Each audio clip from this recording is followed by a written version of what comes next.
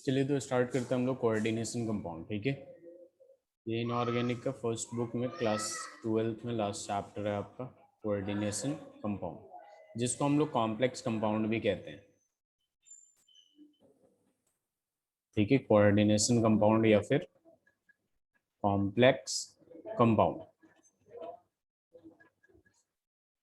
तो देखिए यहाँ पे अपने पास क्या होता है, एक एडिशन कंपाउंड होता है जिससे अपने को दो टाइप का मिलता है। देखिए सबसे पहला अपने पास आता है एडिशन कंपाउंड। एडिशन कंपाउंड क्या होता है, बेसिकली आपका जब बहुत सारे सिंपल सॉल्ट्स कंबाइन होते हैं तो आपका एडिशन कंपाउंड मिलता है। ठीक है, एडिशन कंपाउंड दो टाइप के होते हैं, एक होता है आपका कॉम्प्लेक्स या कोऑर्डिनेशन कंपाउंड। मैं लिख रहा हूं यहाँ पे complex compound. Am I audible to both of सबको? Am I audible to all of you? Okay Yes, sir. Fatima, तो यहाँ देखिए अपने पास एडिशन कंपाउंड का मतलब क्या होता है, जब सिंपल सॉल्ट्स कंबाइन होते हैं तो एक कंपाउंड बनता है जिसको हम लोग क्या कहते हैं, एडिशन कंपाउंड कहते हैं। ठीक है, फिर यहाँ पे आता है एडिशन कंपाउंड आपके दो टाइप का होता है, एक कॉम्प्लेक्स कंपाउंड होता है और एक जो होता है आपका डबल सॉल्ट होता है। क्या होता है? Double salt. तो यहाँ पे देखिए क्या होता है, बेसिकली इन दोनों में डिफरेंस क्या होता है कि जो कोऑर्डिनेशन या कॉम्प्लेक्स कंपाउंड होता है, ठीक है, ये अपना solid state as well as solution state में, ठीक है, अपने आइडेंटिटी को रिटेन करके रखता है। It retains its identity in solid as well as in molten state कह लीजिए या फिर सॉल्यूशन कह लीजिए। ठीक है, इन सॉल्यूशन। जबकि इसकी बात करें हम डबल सॉल्ट की, ठीक है, तो it doesn't retain it doesn't retain its identity, it doesn't retain its identity in solution, in solution। तो बेसिकली क्या होता है कि ये सॉलिड स्टेट में तो इसका अपना एक प्रॉपर्टीज होता है, लेकिन जैसे ये सॉल्यूशन स्टेट में जाता है इसके प्रॉपर्टीज चेंज हो जाते हैं, ये अपना प्रॉपर्टी को रिटेन नहीं कर पाता है। एज फॉर एग्जांपल, ठीक है, जैसे डबल सॉल्ट का एक एग्जांपल लेंगे हम लोग, तो यहाँ पे अपने पास क्या आ जाएगा, जैसे मोर सॉल्ट होता है, ठीक है, FeSO4 का डॉट NH4 का whole twice SO4 dot 6H2 होता है। ये जो फॉर्मूला होता है बेसिकली ये किसका होता है, मोर सॉल्ट का होता है।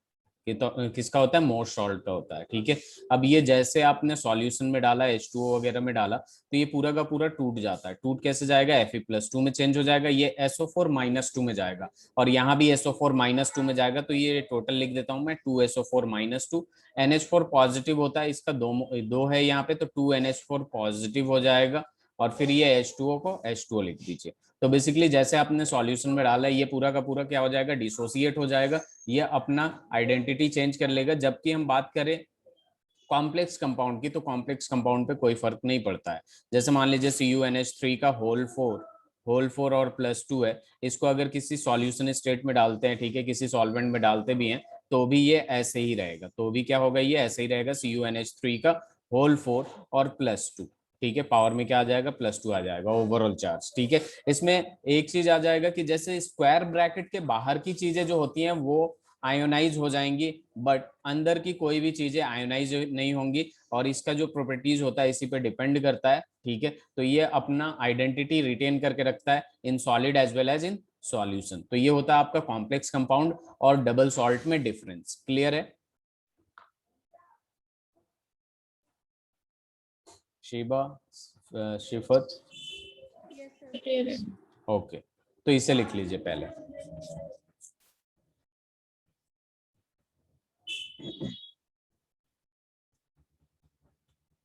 हो जाए तो बताइएगा। Very good Fatima.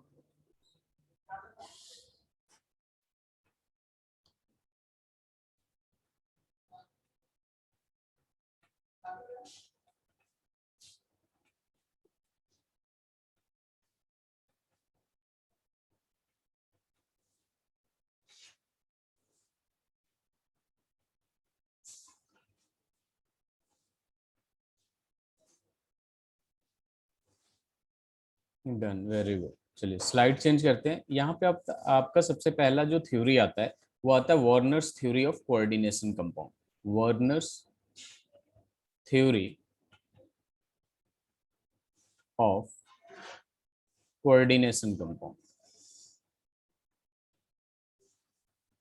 देखिए यहाँ Warners theory of coordination compound की जब बात करते हैं हम लोग, तो इन्होंने पॉस्टुलेट दिया था। सबसे पहला पॉस्टुलेट तो यही था कि हर एक जैसे कॉम्प्लेक्स कंपाउंड में, ठीक है, बेसिकली हमें डबल सॉल्ट नहीं पढ़ना, हमें क्या पढ़ना है, कोऑर्डिनेशन कंपाउंड और कॉम्प्लेक्स कंपाउंड, ठीक है। तो इन्होंने बोला था कि कोऑर्डिनेशन कंपाउंड के पास दो वैलेंसी होती है, एक प्राइमरी वैलेंसी होती है और एक सेकेंडरी वैलेंसी होती है। प्राइमरी वैलेंसी जो होती है वो आयोनाइजेबल होती है और सेकेंडरी वैलेंसी जो होती है वो नॉन आयोनाइजेबल होती है, ठीक है। तो यहाँ पे हम लिख सकते हैं कि इच मेटल पोजेस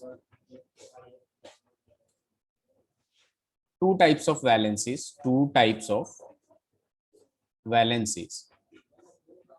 ठीक है। टू टाइप्स ऑफ वैलेंसीज रखता है। पहला जो होता है आपका प्राइमरी वैलेंसी, जिसको हम प्रिंसिपल और आयोनाइजेबल भी कहते हैं। प्राइमरी वैलेंसी, प्रिंसिपल और आयोनाइजेबल वैलेंसी। और दूसरा जो होता है आपका सेकेंडरी वैलेंसी होती है, सेकेंडरी वैलेंसी, जिसको हम लोग क्या कहते हैं, सब्सिडियरी और नॉन आयोनाइजेबल। सब्सिडियरी और non ionisable,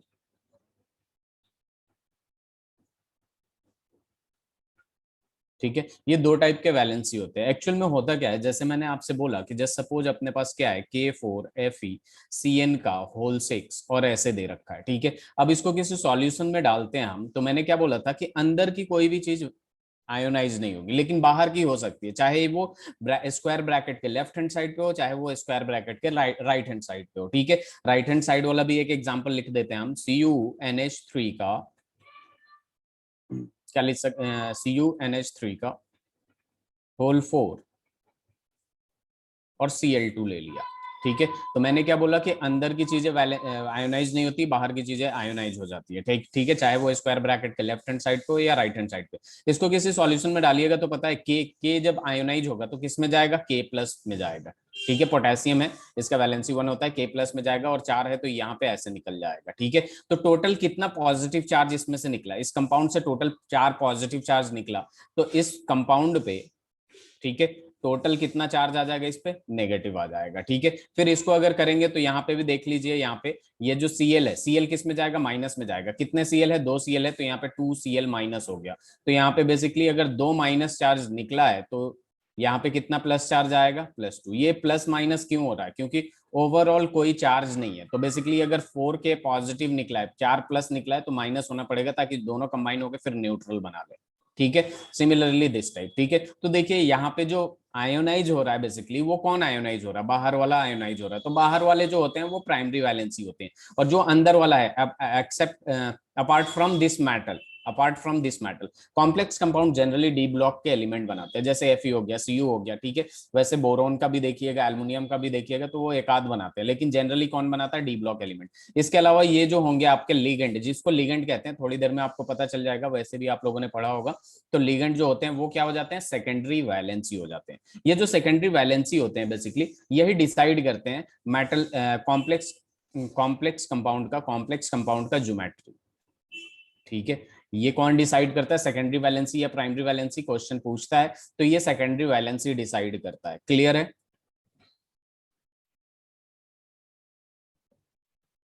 शिफत, Shiva, Fatima, okay. ये हो जाए तो बताइएगा। इसमें कहीं भी कोई भी डाउट हो आप लोग पूछ सकते हैं। पहले से भी ये चैप्टर पढ़ा आप लोगों ने, बहुत आसान चैप्टर है और छोटा chapter.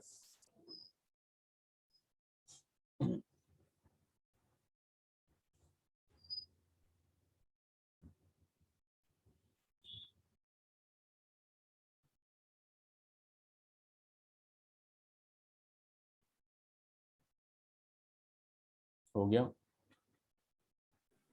Yes sir, done. Okay, बस बताते चलिएगा, बहुत आसान चैप्टर है और छोटा चैप्टर है, ठीक है। तो अब देखिए यहाँ पे बात आती है, जैसे कि मैंने लिखा है, ठीक है, कुछ टर्म्स आते हैं, डेफिनेशंस वगैरह, जिसके बारे में हमें पता होना चाहिए, ठीक है। जैसे मैंने 2 एग्जांपल लिया था आपको, K4FeCN का होल 6, और एक एग्जांपल ले लिया था CuNH3 का होल 4, और यहाँ क्या ले लिया था, Cl2 ले लिया था। तो देखिए एक स्क्वायर ब्रैकेट ऐसे लिख देता हूं मैं और ऐसे छोड़ देता हूं, ठीक है। देखिए सबसे पहले स्क्वायर ब्रैकेट के जस्ट बाद जो चीज होती है, ठीक है, वो होता है आपका सेंट्रल मेटल एटम, या सेंट्रल मेटल आयन भी कहते हैं, मेटल एटम आयन या आयन, ठीक है। सेंट्रल मेटल के बाद जहां तक ये बंद नहीं होता वहां तक ये सारे के सारे होते हैं लिगेंड्स। क्या होते हैं, चाहे वो 1 हो, 2 हो, 4 हो, 10 हो, उससे मतलब नहीं है, कितना होगा, लिगेंड्स होता है, ठीक है। 10 नहीं होता है, वैसे कोऑर्डिनेशन नंबर अभी डिफाइन करूंगा तो आप लोगों को मैक्सिमम 6 कोऑर्डिनेशन नंबर तक पढ़ना है, ठीक है। कोऑर्डिनेशन नंबर का मतलब ये होता है कि कितना बॉन्ड बना रहा है, जितना कोऑर्डिनेट बॉन्ड बनता है वही कोऑर्डिनेशन नंबर होता है, ठीक है। एज फॉर एग्जांपल, अगर सिंपल एग्जांपल मैं पूछूं, मतलब समझाने के लिए, CH4, तो इसका कोऑर्डिनेशन नंबर कितना होगा, 4 होगा, क्योंकि हाइड्रोजन के साथ ये 4 बॉन्ड बना रहा है, ये बस समझाने के लिए था, ठीक है। तो बेसिकली यहाँ पे सेंट्रल मेटल एटम होता है, उसके बाद लिगेंड्स होते हैं, चाहे इस साइड हो चाहे इस साइड हो, ठीक है। इसको कहते हैं हम काउंटर आयन कहते हैं। क्या कहते हैं, काउंटर आयन कहते हैं, ठीक है। इस पूरे को हम लोग ऐसे कोऑर्डिनेशन, जैसे ये स्पेस हो गया, इसको हम लोग कह देंगे कोऑर्डिनेशन स्फीयर। क्या कह देंगे, कोऑर्डिनेशन स्फीयर। और इस कोऑर्डिनेशन स्फीयर के अंदर जो चीजें आती हैं उसको हम लोग कहते हैं कोऑर्डिनेशन एंटिटी। क्या कहते हैं, कोऑर्डिनेशन एंटिटीज। कोऑर्डिनेशन एंटिटीज मतलब इस कोऑर्डिनेशन एंटिटीज में बेसिकली आपके सेंट्रल मेटल एटम भी आ जाएगा और लिगेंड्स भी आ जाएंगे। क्लियर है। देखिए जैसे यहाँ पे अपने पास क्या है, ये वाला जो पार्ट है ये क्या है, आपका काउंटर आयन है। क्या है, काउंटर आयन है, ठीक है। ये Fe है, ये क्या है, मेटल है, तो ये हो जाएगा सेंट्रल मेटल एटम या सेंट्रल मेटल एटम आयन। ये जो है आपका, ये क्या हो जाएगा आपका, ये लिगेंड हो जाएगा। क्या हो जाएगा, लिगेंड हो जाएगा। ये भी क्या है, सेंट्रल मेटल एटम है, ये क्या है आपका, लिगेंड है। और ये जो चीज है आपका, ये क्या है, काउंटर आयन है। काउंटर आयन में भी एक स्पेसिफाई होता है, ठीक है, स्पेसिफिक होता है। लेफ्ट हैंड साइड पे होगा तो वो पॉजिटिव काउंटर आयन होगा। क्या होगा, पॉजिटिव काउंटर आयन। और राइट हैंड साइड पे होगा तो वो नेगेटिव काउंटर आयन होगा। ये IUPAC कहता है, ठीक है, नेगेटिव काउंटर आयन। क्लियर है, क्लियर है।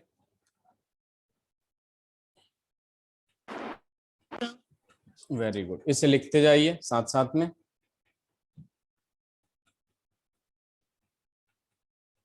Very good Fatima.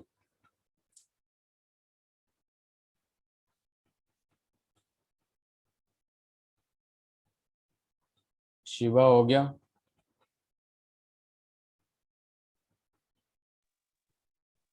Yes, sir. Done. Okay, चलिए अब देखिए यहाँ पे जैसे मैंने बोला कोऑर्डिनेशन नंबर की बात की मैंने, कोऑर्डिनेशन नंबर। तो देखिए कोऑर्डिनेशन नंबर क्या होता है, बेसिकली मैंने बोला number of coordinate bond formed, number of coordinate bond formed between central metal atom and ligand. Ligand और सेंट्रल मेटल एटम के बीच में जितना number of coordinate bond form करता है उसी को हम लोग क्या कहते हैं, कोऑर्डिनेशन नंबर कहते हैं। और ये बेसिकली कोऑर्डिनेशन नंबर ही उसका ज्योमेट्री डिसाइड करता है, ठीक है। एज फॉर एग्जांपल, जैसे मैंने पहला ही एग्जांपल लिया था K4FeCN का होल 6, ठीक है, ये वाला अगर एग्जांपल लिया था मैं, तो इसमें देखेंगे जो CN होता है ना आपका, ये एक बॉन्ड बनाता है, एक कोऑर्डिनेट बॉन्ड बनाता है। कितना बनाता है, एक कोऑर्डिनेट बॉन्ड बनाता है। ये एक कोऑर्डिनेट बॉन्ड लिखने का मतलब ये है, बहुत सारे ऐसे लिगेंड आपको दिखेंगे, ठीक है, जो अकेला 2 बॉन्ड बनाए, जो अकेला 3 बॉन्ड बनाए, जो अकेला 6 बॉन्ड बनाए, ठीक है। तो मैंने यहाँ पे लिख दिया CN एक कोऑर्डिनेट बॉन्ड बनाता है, तो 6 CN कितने कोऑर्डिनेट बॉन्ड बनाएंगे, 6 बनाएंगे। तो इस वजह से इसका जो कोऑर्डिनेशन नंबर होगा बेसिकली वो कितना होगा, 6 हो जाएगा, ठीक है। अगर एक और एग्जांपल लिया था मैंने CuNH3 का होल 4, और यहाँ पे ले लिया था मैंने Cl2, ठीक है। तो यहाँ पे देखिए NH3 भी जो होता है ये एक कोऑर्डिनेट बॉन्ड बनाता है, तो इसका भी कोऑर्डिनेशन नंबर जो होगा वो कितना होगा, 4 होगा। लिगेंड, लिगेंड जितना सेंट्रल मेटल एटम से बॉन्ड बनाए वही होता है अपना कोऑर्डिनेशन नंबर।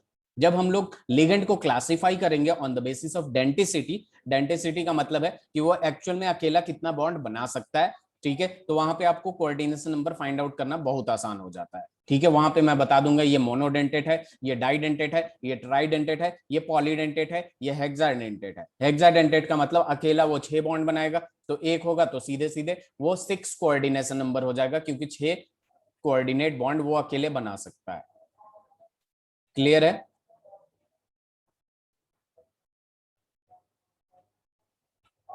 Yes. चलिए स्लाइड चेंज करूं।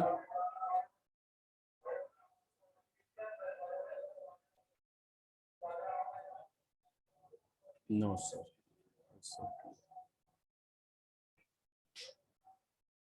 फातिमा हो गया, शिबा, शिफत,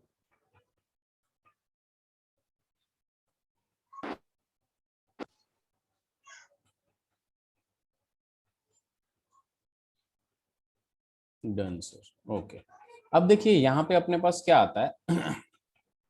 अपने पास देखिए यहाँ पे एक कॉम्प्लेक्स कंपाउंड को ऐसे डिफाइन करते हैं, जैसे यहाँ पे कॉम्प्लेक्स दो टाइप के होते हैं। ठीक है, on the basis of ligand complex यहाँ पे दो टाइप के होते हैं, होमोलैप्टिक कॉम्प्लेक्स और एक आ जाता है आपका हेट्रोलैप्टिक कॉम्प्लेक्स। हेट्रोलैप्टिक कॉम्प्लेक्स, तो चूंकि आप लोगों को ऑलरेडी पता है, क्या पता है आप लोगों को क्या पता है? होमो का मतलब होता है सेम, हेट्रो का मतलब होता है डिफरेंट।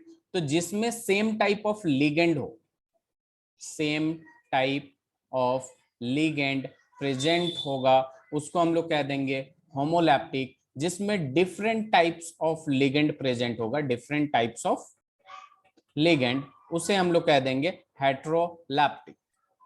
ठीक है, as for example same type of ligand का मतलब ये हो गया, जैसे पहला ही एग्जाम्पल जो लिया था या फिर दूसरा भी एग्जाम्पल लिया था, ठीक है, वो सारे के सारे होमोलैप्टिक थे। ठीक है, तो यहाँ पे देखिए टाइप क्या है, सीएन है। सीएन एक टाइप का लिगेंड है, तो मतलब टोटल सेम टाइप का लिगेंड है, एक ही टाइप का लिगेंड है यहाँ पे, तो ये होमोलैप्टिक हो जाएगा। एज फॉर एग्जाम्पल मैं अगर ऐसे ले लेता हूँ NH3 का होल 4Cl2, यहाँ टू टाइप्स ऑफ लिगेंड आ गए, ये भी, ये दो टाइप का लिगेंड है Cl और NH3, तो ये आ जाएगा हेट्रोलैप्टिक कॉम्प्लेक्स में। क्लियर है?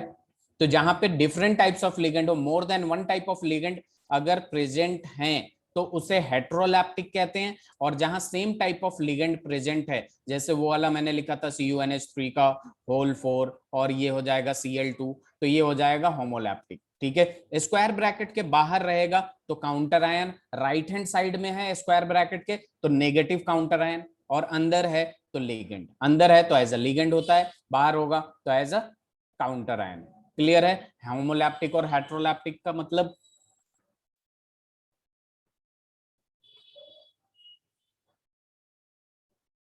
Yes, sir.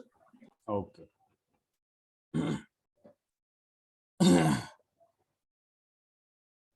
स्लाइड चेंज करें।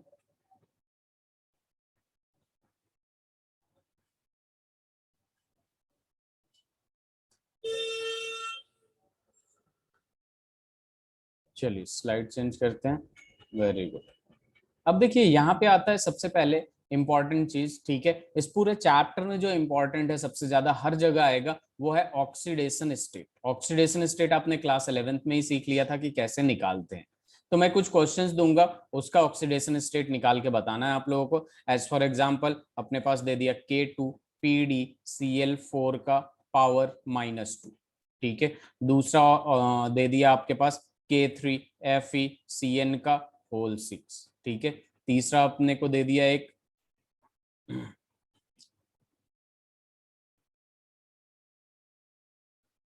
PtNH3 का होल ट्वाइस। देखिए इसमें जो कुछ चार्जेज होते हैं जिन्हें हमें पता होना चाहिए, नहीं पता है आप लोगों को, अगर याद नहीं है तो मैं बताऊंगा कि उसका क्या होगा।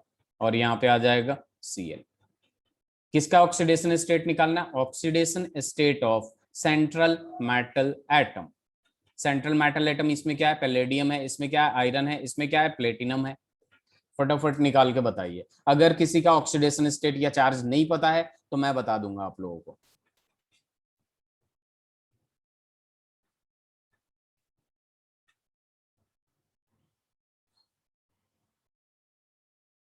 एक और दे देता हूं डी में, COCl2En का होल ट्वाइस Cl। पहला का क्या आया? K2 PD प्लेडियम का बताइए जरा।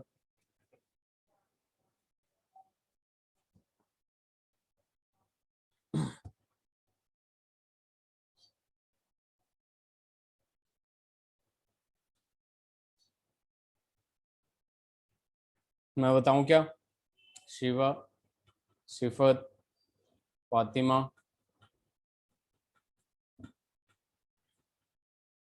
सर प्लस नहीं सुनाई दिया। Shiva plus,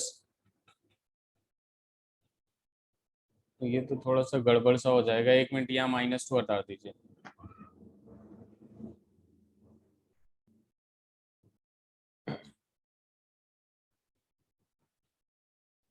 +2। Very good, very good. तो आप लोगों ने क्या किया, ये पोटेशियम का +1 होता है, 2 है, तो ये क्या हो जाएगा, +2 हो जाएगा। पैलेडियम का X हो जाएगा। क्लोरीन का -1 होता है, ×4, तो ये -4 हो जाएगा, इक्वल्स टू 0। तो x - 2 = 0, तो x = क्या होता है, +2 हो जाएगा। ठीक है। यहाँ पे देखेंगे CN को आपने देखा होगा, सेनाइड आयन CN- में होता है। K3 है, तो 1 पे +1, तो 2 पे कितना हो जाएगा, +3। आयरन का क्या हो जाएगा, x - 6 = 0। इसको सॉल्व करके हम क्या ला सकते हैं, x = +3 ला सकते हैं ना। इधर देखिए, NH3 पे जो चार्ज होता है वो 0 होता है। क्लोरीन पे जो चार्ज होता है वो कितना होता है, -1 होता है। NH2CH3 मीथेन अमीन है, इस पे भी जो चार्ज होता है वो 0 होता है। क्लोरीन पे चार्ज क्या होता है, -1। और इसको ले लेंगे x = क्या हो जाएगा, 0 हो जाएगा। x - 2 = 0, तो x कितना आ गया, प्लेटिनम का +2 हो जाएगा। अब यहाँ पे कोबाल्ट देख लीजिए, कोबाल्ट का x ले लिया हमने। क्लोरीन पे कितना होता है, -1 होता है, तो टोटल -2 हो जाएगा। En जो होता है, इथेन 1,2 डाइअमीन होता है। ये सारी चीजें लिखवाऊंगा मैं, ठीक है। ये क्या हो जाएगा, 0 हो जाएगा। क्लोरीन का -1 होता है, तो x इक्वल्स टू 0, तो x क्या हो जाएगा, +3 हो जाएगा कि नहीं। वेरी गुड फातिमा, सबको समझ में आया ये।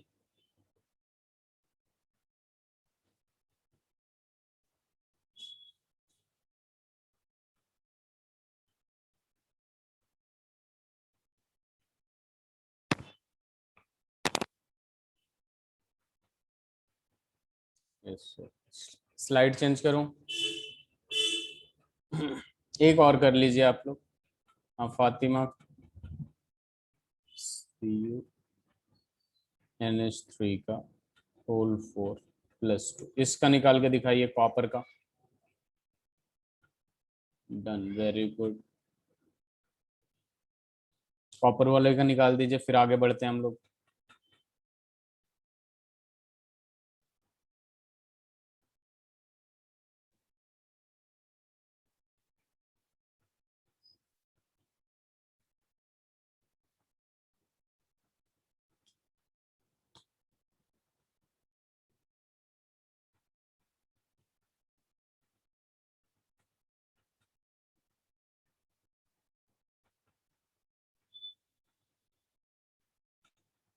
+2, वेरी गुड, सबका आ गया +2। देखिए यहाँ पे x ले लेंगे, इसका NH3 का कितना होता है, 0 इक्वल्स टू ओवरऑल चार्ज। यहाँ पे और सब में तो 0 था, लेकिन यहाँ पे क्या है, +2, तो x = +2 आ जाएगा। वेरी गुड, स्लाइड चेंज कर रहा हूँ मैं।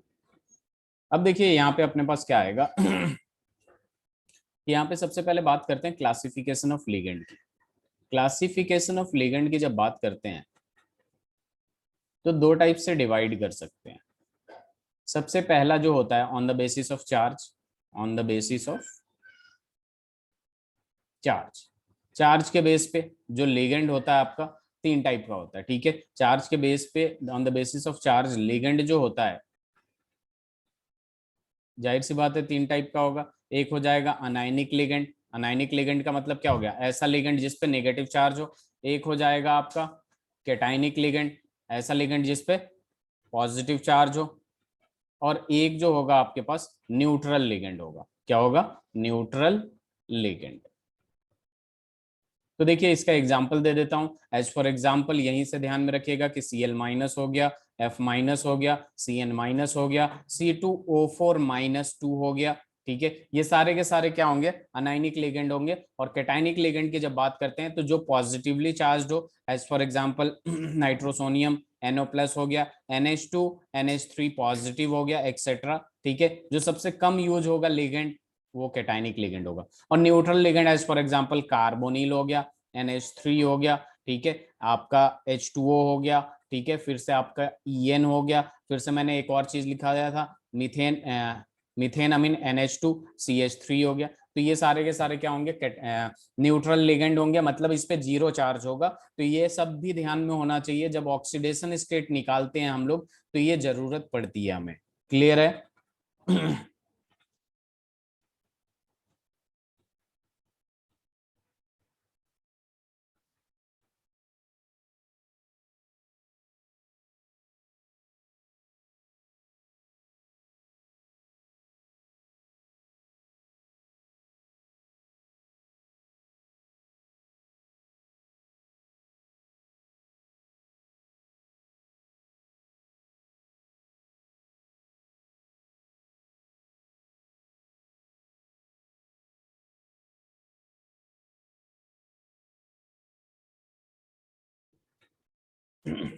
हो गया।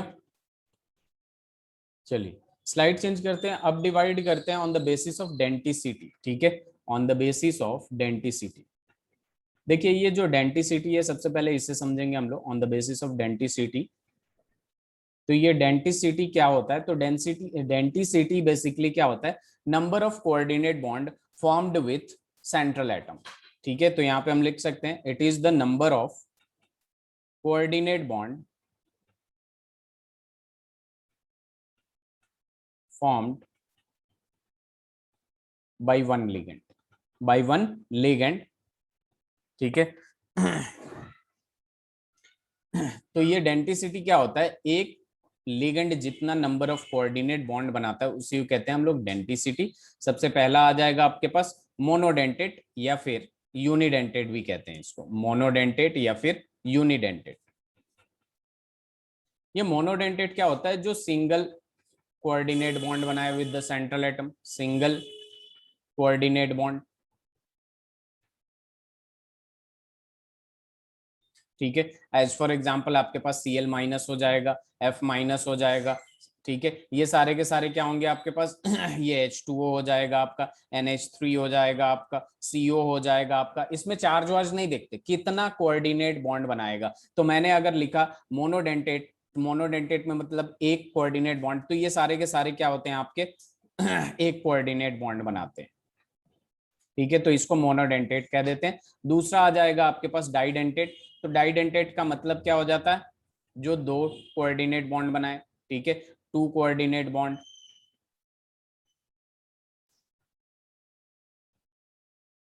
With the central atom.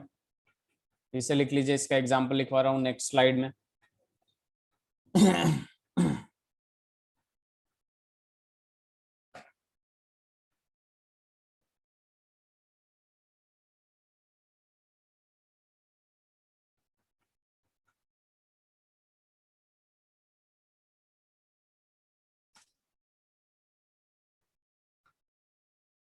हो गया, डन। अब देखिए डाइडेंटेट की बात किया हमने, तो जैसे मैंने एक एग्जांपल में आप लोगों को दिया था क्वेश्चन में, उसमें EN लिखा था, क्या लिखा था, EN। एक्चुअल में होता क्या है ये, इसका अगर फुल फॉर्म लिखूं, मैं पूरा नाम लिखूं, तो ये होता है इथेन अमीन वेट इसको लिख सकते हैं इथेन 1,2 डाइअमीन होता है, इथेन 1,2 डाइअमीन होता है। यहाँ पे जब इसके स्ट्रक्चर की बात करें तो ये ऐसे होता है, NH2 होता है, इस पे दो लोन पेयर होता है, और यहाँ पे CH2 NH2 होता है। आप लोगों ने देखा होगा कि कोऑर्डिनेट बॉन्ड का मतलब क्या होता है, कोऑर्डिनेट बॉन्ड का मतलब यही होता है कि बॉन्ड जो होता है, जैसे इलेक्ट्रॉन, नाइट्रोजन पे 2 इलेक्ट्रॉन है, ये एक इलेक्ट्रॉन डोनेट करेगा, उसके बाद बचे हुए एक इलेक्ट्रॉन से अपना बॉन्ड बनाएगा जिसको दिया है उसके और इसके बीच। तो यहाँ पे दो साइट है, दो डोनर साइट है बेसिकली, इसमें कितने हैं, 2 डोनर साइट्स हैं, 2 डोनर साइट्स। तो ये हो जाएगा आपका इथेन 1,2 डाइअमीन, डाइडेंटेट हो जाएगा ये। इसको EN लिखते हैं हम शॉर्ट फॉर्म में, ठीक है। या फिर आपके पास C2O4-2, जिसको शॉर्ट फॉर्म में OX लिखते हैं, ऑक्सलेट आयन होता है, ये क्या होता है, ऑक्सलेट आयन होता है, ठीक है। अगर इसकी बात करें तो CC, ठीक है। यहाँ पे क्या हो जाएगा, C2O4 माइनस है, ठीक है। तो ये O माइनस हो जाएगा, इधर O माइनस हो जाएगा, ये डबल बॉन्ड O हो जाएगा और ये डबल बॉन्ड O हो जाएगा। नेगेटिव चार्ज का मतलब 2 इलेक्ट्रॉन होता है, तो 2 डोनर साइट है, ऐसे और ऐसे सेंट्रल मेटल से दे देगा। तो ये अकेला 2 बॉन्ड बनाता है, ये भी अकेला 2 बॉन्ड बनाता है। क्लियर है?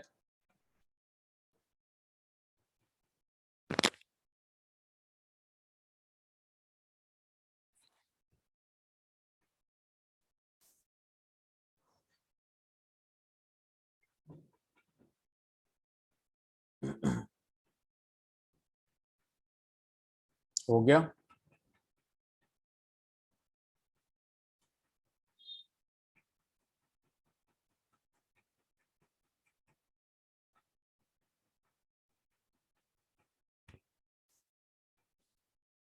डन। अब देखिए अपने पास क्या आता है, पॉलीडेंटेट आ जाता है। पॉलीडेंटेट का मतलब क्या हो जाता है, जिसमें सिंगल लिगेंड्स के पास सेवरल डोनर एटम हो। सिंगल लिगेंड्स, इसमें लिख सकते हैं single ligands having several donor atom, several donor atoms, ठीक है। इसमें जो बेस्ट एग्जांपल है जो आप लोगों के लिए इंपॉर्टेंट है, EDTA4-। ये 4- क्या रिप्रेजेंट करता है कि इस पे कितना चार्ज है, ठीक है। बेसिकली इसका नाम जो होता है वो होता है इथाइलिन डाइअमीन टेट्रा एसीटेट। इसका नाम क्या होता है, इथाइलिन डाइअमीन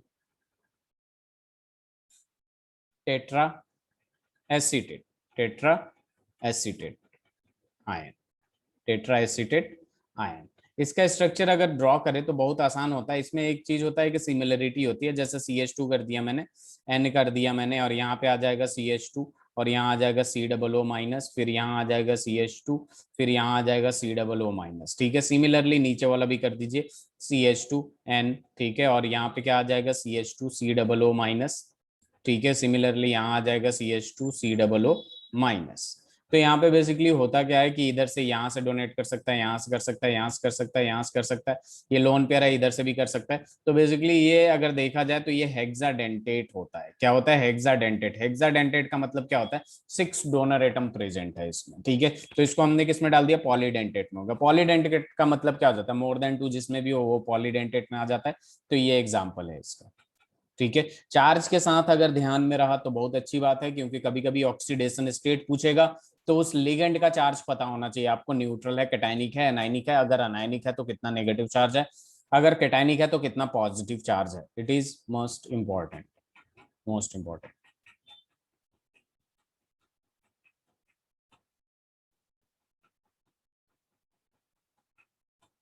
हो भी गया सबका?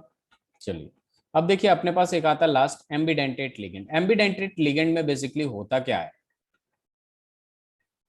2 डोनर एटम्स होते हैं, लेकिन ये हमेशा एक ही यूज करते हैं। एम्बीडेंटेट लिगेंड का मतलब क्या हो जाता है कि 2 डोनर साइट्स होते हैं, but it will use only one. 2 donor sites होंगे या फिर एटम होंगे, but it will use only one at a time.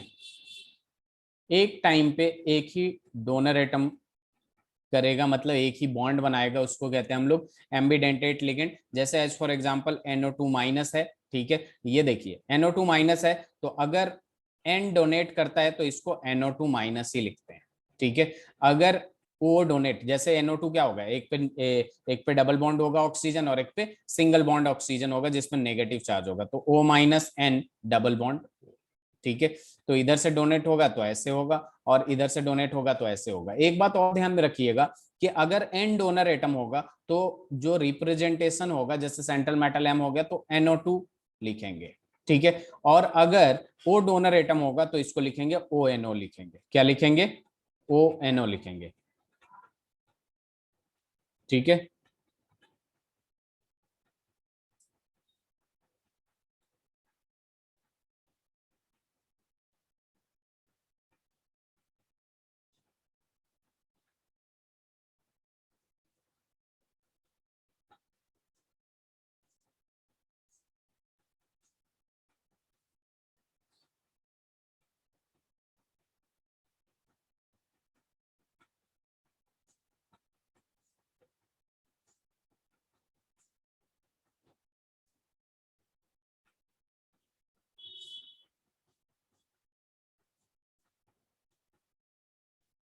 इससे लिख लीजिए आप लोग। और भी एग्जांपल्स है, जैसे मान लीजिए HCN माइनस है, ठीक है, तो M HCN माइनस अगर S से कनेक्टेड है तो, और M NCS जिस पे लोन पेयर होगा ऐसे, ठीक है। तो इसको भी लिखने का तरीका यही होगा, अगर S से कनेक्टेड है तो HCN होगा, ठीक है, और अगर आपका N से कनेक्टेड होगा तो NCS होगा, ठीक है। समझ में आ रही है आप लोगों को बात?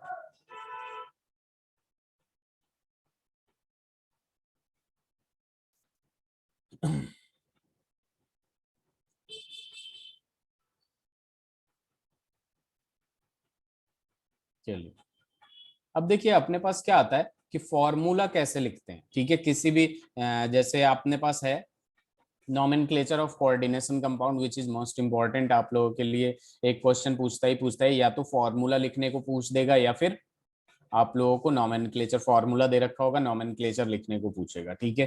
तो इसमें जो सबसे पहले मैं एग्जांपल से ही समझाऊंगा आपको। एक एग्जांपल दे दिया, जस्ट सपोज ट्राई अमीन ट्राई एक्वा, ट्राई अमीन ट्राई एक्वा, क्रोमियम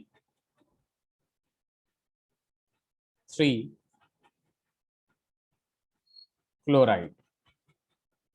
तो देखिए जब भी ऐसा कुछ पूछे, ठीक है, कि फॉर्मूला लिखना है, तो इसे पढ़िए, एक स्क्वायर ब्रैकेट लगाइए और इसमें ढूंढिए कि आपका मेटल कौन है, ठीक है। मेटल, सेंट्रल मेटल वही होता है जिसके बगल में आपका क्या होता है, जिसके साइड में आपका पैरेंथेसिस में उसका ऑक्सीडेशन स्टेट दे रखा होता है। तो यहाँ पे क्या है, क्रोमियम है, तो सीधे सीधे मैं लिख दूंगा क्रोमियम। उसके बाद सीधे स्टार्टिंग में आ जाइए, ट्राई अमीन। अमीन क्या होता है, NH3 होता है, और ये ट्राई है तो इसको थ्राइस कर देंगे। और उसके बाद है ट्राई एक्वा। एक्वा क्या होता है, वाटर होता है। कोऑर्डिनेशन कंपाउंड में वाटर के लिए हम H2O के लिए एक्वा यूज करते हैं। क्या यूज करते हैं, एक्वा यूज करते हैं, और वो भी ट्राई है, तो H2O का होल थ्राइस हो जाएगा, ब्रैकेट क्लोज। और उसके बाद क्लोराइड दे रखा है, देखिए ये जो काउंटर आयन होता है उसमें डाई क्लोराइड या ट्राई क्लोराइड या डाई पोटेशियम या टेट्रा पोटेशियम नहीं लिखा जाता है, वो स्क्वायर ब्रैकेट के चार्ज को बैलेंस करने के लिए आता है। बस क्लोराइड का मतलब Cl लिख दीजिए। क्या लिख दीजिए, Cl लिख दीजिए। हमें नहीं पता है कि ये Cl 1 है, 2 है, 4 है, 5 है, ये नहीं पता। हमें क्या करना है, चुपचाप अपना Cl लिखना है। उसके बाद अपने को क्या करना है कि इसका ऑक्सीडेशन स्टेट फाइंड आउट करना है, किसका, सेंट्रल मेटल एटम का। अकॉर्डिंग टू द क्वेश्चन यहाँ पे सेंट्रल मेटल एटम का ऑक्सीडेशन स्टेट 3 होना चाहिए। यहाँ पे देखेंगे X प्लस, ये NH3 का क्या हो जाएगा, 0 हो जाएगा, H2O का क्या हो जाएगा, 0 हो जाएगा, क्लोरीन का -1 इज इक्वल टू 0। हमने जो फॉर्मूला लिखा है उसके हिसाब से जो ऑक्सीडेशन स्टेट आ रहा है सेंट्रल मेटल एटम का, वो +1 आ रहा है, जबकि आना चाहिए 3। कितना आना चाहिए, +3 आना चाहिए। हम लिगेंड में कुछ नहीं कर सकते, लिगेंड फिक्स होता है। ये चार्ज जो बैलेंस होता है, जो ऑक्सीडेशन स्टेट बैलेंस होता है, वो किसके वजह से होता है, कौन कर सकता है, काउंटर आयन कर सकता है। तो मैं क्या करूंगा, Cr एक नया फॉर्मूला लिखता हूं, NH3 का होल थ्राइस, इसमें तो कुछ नहीं कर सकते, H2O का होल थ्राइस, और ब्रैकेट क्लोज। इसके वजह से -1 आ रहा था, यहाँ पे Cl3 लिख दूंगा। अब जरा निकाल के देखते हैं हम लोग, तो यहाँ पे क्या आएगा, x + 0 -3 इज इक्वल टू 0। तो x इज इक्वल टू +3 आया कि नहीं। तो फॉर्मूला कौन सा, ये 3 आ रहा है, तो फॉर्मूला कौन सा राइट है, ये वाला। ये क्या है, गलत हो जाएगा, ठीक है। तो पहले जनरली आप लोग यही बनाइएगा, फिर कोऑर्डिनेट ऑक्सीडेशन स्टेट निकालिएगा, और जिस हिसाब से रिक्वायरमेंट होगी उस हिसाब से क्लोरीन को इंक्रीज करेंगे, ठीक है। इनकेस अगर काउंटर आयन नहीं दे रखा है तो हम इस पे जो चार्ज है उस पे लिखेंगे, ठीक है। उसके हिसाब से हम लोग ऑक्सीडेशन स्टेट के हिसाब से यहाँ पे चार्ज इंक्रीज और डिक्रीज करेंगे। शिफत, शिबा, फातिमा, समझ में आया?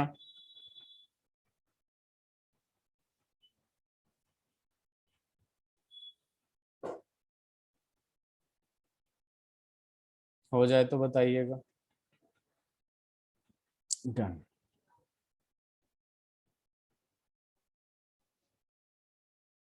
अब देखिए अपने पास क्या आ रहा है, कुछ एग्जांपल्स है जिससे आपको करना है।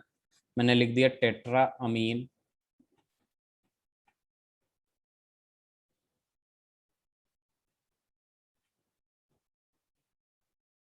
एक्वा क्लोराइड, कोबाल्ट 3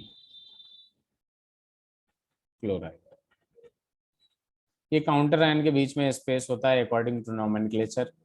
अगर नेगेटिव है तो वो लास्ट में ही आएगा, पॉजिटिव है तो वो पहले आएगा। थर्ड आपके पास दे रखा है टेट्रा कार्बोनिल निकल 0। फोर्थ डाइक्लोराइडो बिस ethane 1,2 डाइअमीन cobalt 3।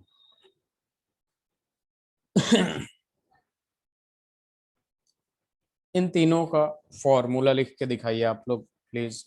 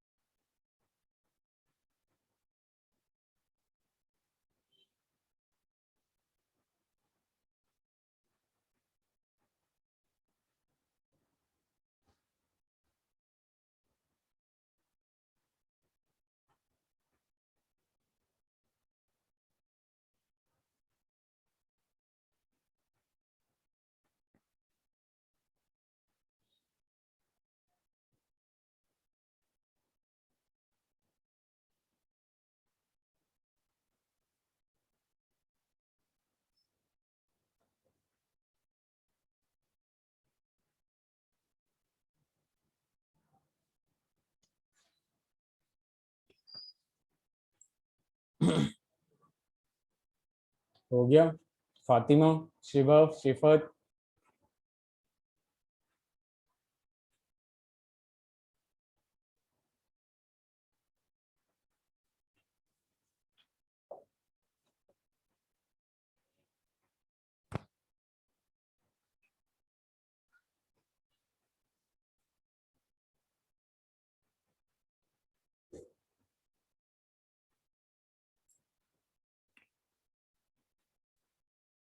Yes very good.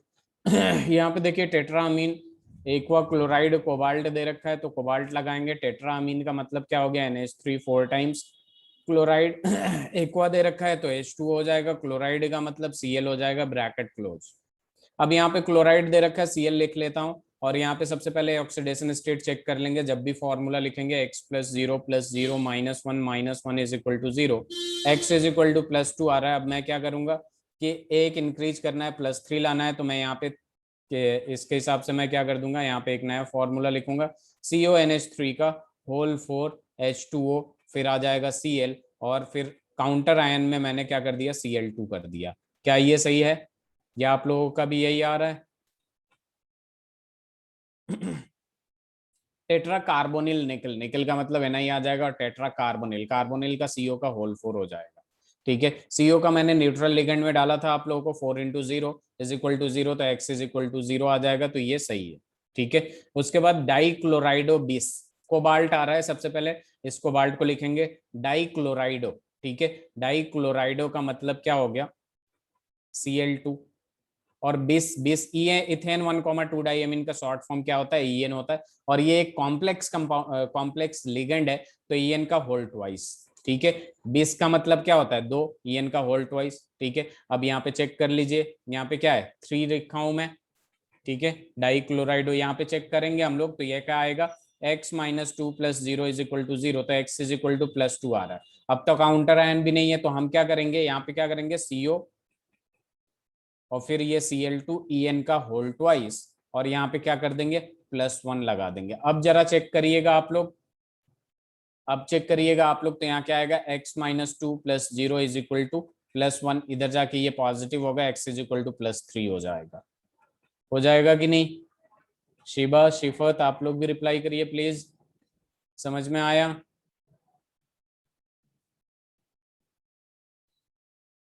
Shiba, शिफत,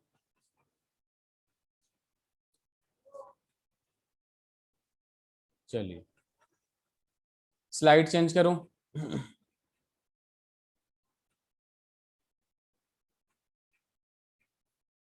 okay, अब देखिए अपने पास क्या आता है। अब हमने फॉर्मूला लिखना सीख गया, तो अब हम लोग क्या करेंगे, नोमेनक्लेचर पे फोकस करेंगे। देखिए नोमेनक्लेचर में, नोमेनक्लेचर मोनोन्यूक्लियर के लिए सीख रहे हैं हम लोग, ठीक है। मोनोन्यूक्लियर का मतलब सिंगल सेंट्रल एटम। यहाँ पे नोमेनक्लेचर में अगर पॉजिटिव काउंटर आयन दे रखा है तो सबसे पहले नाम उसका लिखेंगे, पॉजिटिव काउंटर आयन का।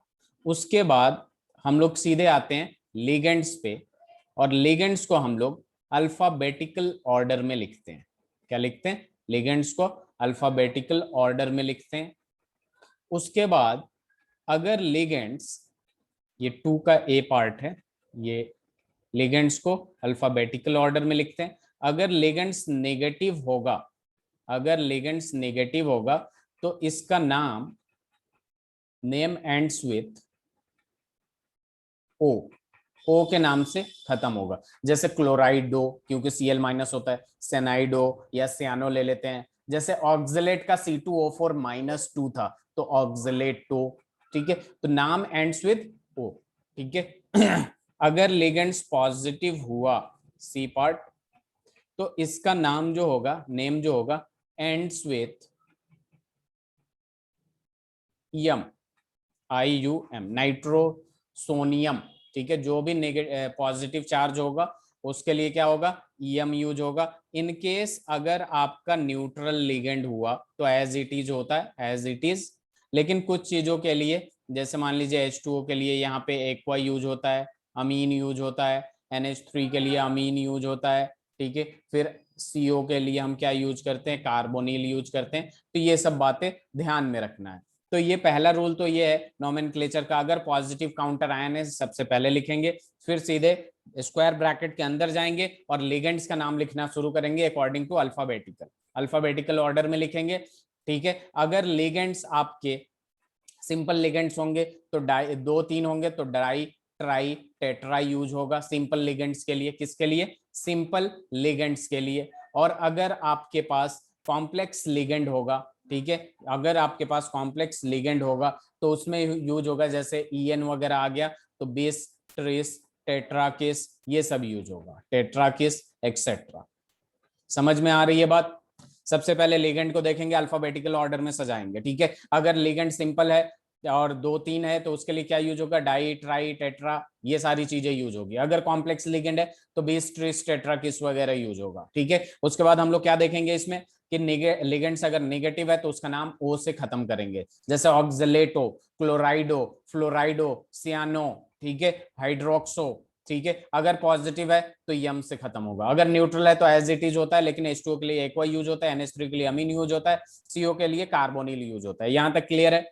ये सारी चीजें लिखने के बाद हम लोग क्या करते हैं, सेंट्रल मेटल एटम को लिखते हैं, सेंट्रल मेटल एटम को लिखते हैं। अगर स्क्वायर ब्रैकेट पे, अगर स्क्वायर ब्रैकेट पे नेगेटिव चार्ज आएगा, अगर स्क्वायर ब्रैकेट पे नेगेटिव चार्ज आएगा तो name of central metal atom, name of central metal atom ends with 8, name of central metal atom ends with 8। जैसे एल्यूमिनियम को एल्यूमिनेट कर दूंगा, ठीक है। एज फॉर एग्जांपल, या तो आपका डायरेक्ट नेगेटिव नेगेटिव चार्ज दे रखा हो, या फिर जैसे जस्ट सपोज अपने को क्या दे दिया कि K3FeCN का होल 6, K3FeCN का होल 6।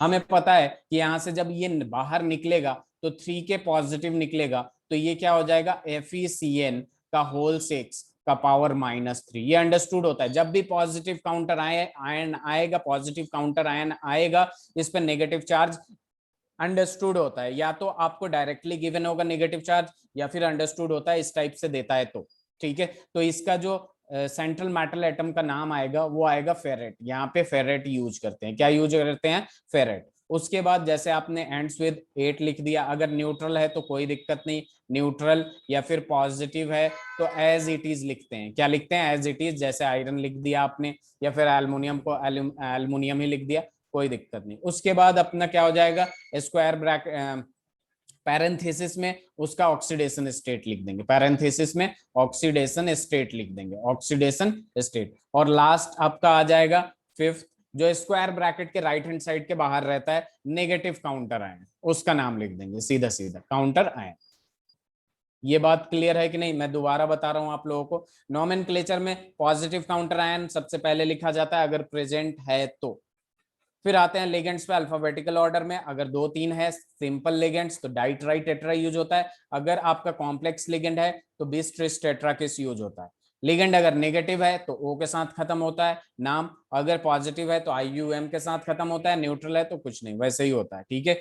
फिर यहाँ सेंट्रल मेटल एटम की जब बात करते हैं तो सेंट्रल मेटल एटम के स्क्वायर ब्रैकेट पे नेगेटिव चार्ज या तो छुपा हुआ रहेगा, कब छुपा हुआ रहेगा? जब पॉजिटिव काउंटर आयन दिया रहेगा तो उसका नाम 8 के साथ खत्म होगा, या फिर डायरेक्टली नेगेटिव चार्ज दे रखा होगा, ठीक है।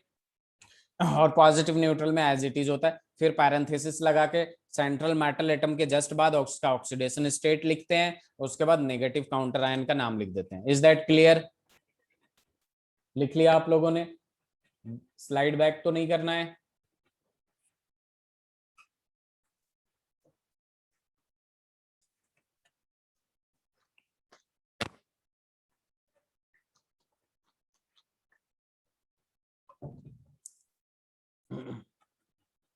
Yes sir, very good. तो अब देखिए मैं कुछ एग्जांपल्स दूंगा जिनका आप लोगों को नाम लिखना है, ठीक है। तो नाम लिखना शुरू करते हैं हम लोग। तो सबसे पहले अपने पास यही आ जाता है NiNH3 का, सबसे आसान आसान दे रहा हूँ मैं, ये एक नंबर है। Cl2 दूसरा हो जाएगा अपने पास।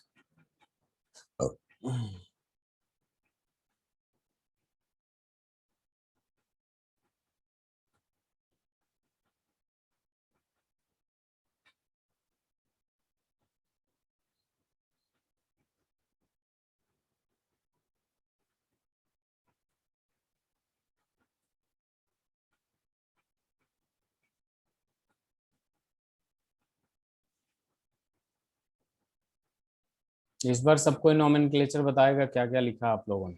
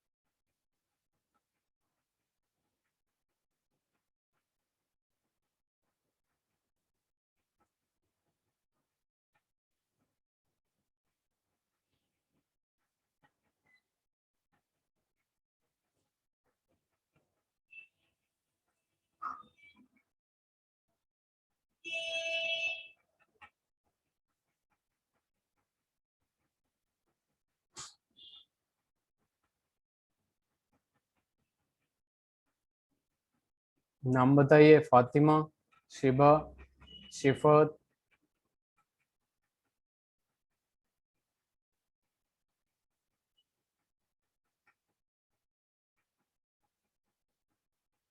सो फर्स्ट वाला हुआ अभी बस। हाँ बताइए फर्स्ट वाला। हेक्सामाइन निकल क्लोराइड। हेक्सामाइन निकल और क्लोराइड। अरे इसका ऑक्सीडेशन स्टेट कौन लिखेगा? मैं। नहीं। हाँ ऑक्सीडेशन स्टेट भी तो लिखना पड़ेगा ना।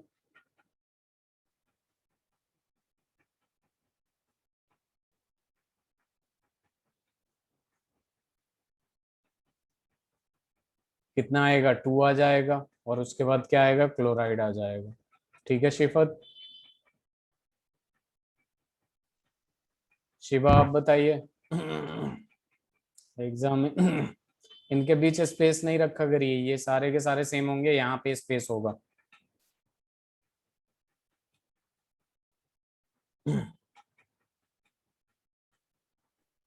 फिर पोटेशियम हेक्सासाइनोफेरेट 3। एक मिनट। पोटेशियम हेक्सा, अब देखिए ये काउंटर आयन है, इसके बीच में क्या होगा? गैप होगा। हेक्सा सियानो, क्या बोला था आपने शिवा? फेरेट। नहीं नहीं, हेक्सा के बाद हेक्सासाइनो। हेक्सा सियानो। हेक्सा सियानो और फिर आ जाएगा फेरेट। फेरेट क्यों आया? और फिर यहाँ आ जाएगा 3, क्योंकि इसको हटाएंगे तो यहाँ पे -3 चार्ज तो खुद से लगेगा। इसका नाम बताइए शिफत। हाँ potassium hexa cyanido ferrate, very good. Cyano या सियानिडो भी लिख सकते हैं आप लोग। फेरेट 3, इसका नाम बताइए।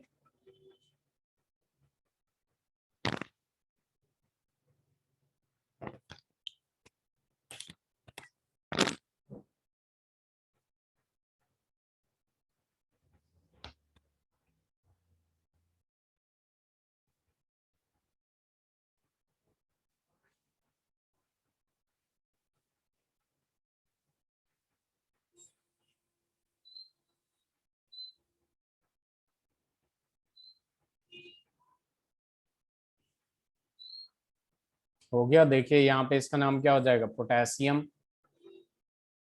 उसके बाद सीधे सीधे ट्राई, ये क्या है? C2O4 ऑक्सिलेट है और नेगेटिव चार्ज होता है तो ऑक्सिलेटो। और फिर आ जाएगा फेरेट और फिर आ जाएगा 3। ठीक है, एक काम करिए, इसका कोऑर्डिनेशन नंबर सबका बताइए। इसके इसमें इसमें सब में कोऑर्डिनेशन नंबर बताइए।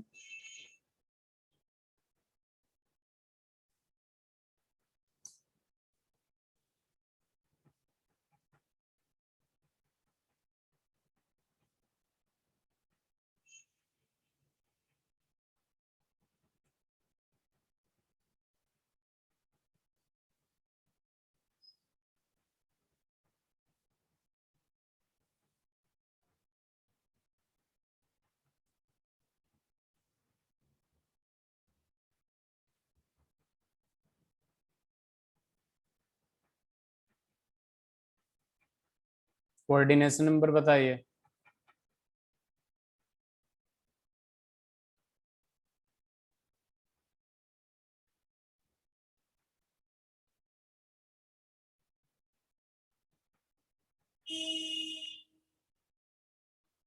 इसमें 6 हो जाएगा शिफत। ये सर थर्ड वाले में होगा 6। और थर्ड इसमें वाले। भी 6 हो जाएगा। हम्म। इसमें भी 6 हो जाएगा। देखिए ये NH3 मोनोडेंटेट है, एक बॉन्ड बनाएगा। ये भी क्या है? ये भी है आपका, एक बॉन्ड बनाएगा तो ये भी क्या हो जाएगा? 6 हो जाएगा। और यहाँ क्या है? ये डाइडेंटेट है। क्या है ये? डाइडेंटेट है। तो डाइडेंटेट होने की वजह से ये क्या हो जाएगा आपका? 3 है तो 2 बॉन्ड बनाएगा तो एक 2 बॉन्ड बनाएगा तो 3 6 बॉन्ड बना लेंगे तो 6 कोऑर्डिनेशन नंबर हो जाएगा। ओके, जी सर। स्लाइड चेंज करूं? चलिए अब देखिए अपने पास क्या आता है।